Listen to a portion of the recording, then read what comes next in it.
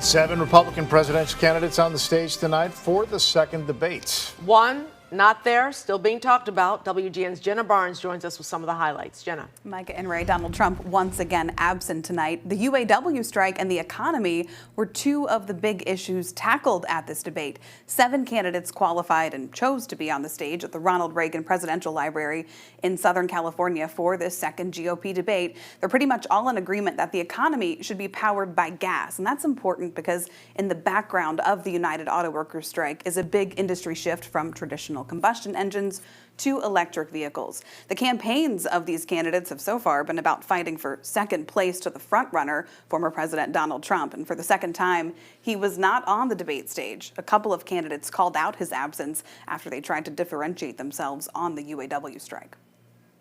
One of the challenges that we have in the current negotiations is that they want 4-day French work weeks, but more money. They want more benefits, working fewer hours. That is simply not going to stand. You know what, if I was giving advice to those workers, I would say go picket in front of the White House in Washington, D.C. That's really where the protest needs to be. Disastrous economic policies that have driven up prices. While the union bosses are talking about class warfare and talking about disparity in wages, I have to tell you, I really believe what's driving that is Bidenomics has failed.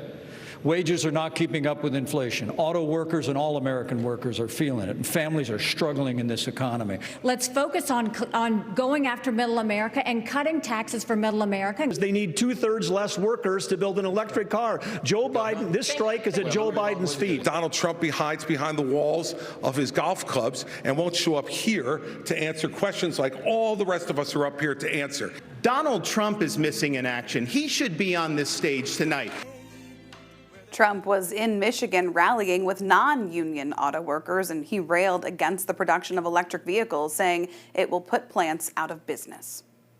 And the workers of America are getting, to put it very nicely, screwed. Because you're striking for wages, but you know your job's only going to be here for 2 years or 3 years if you're lucky.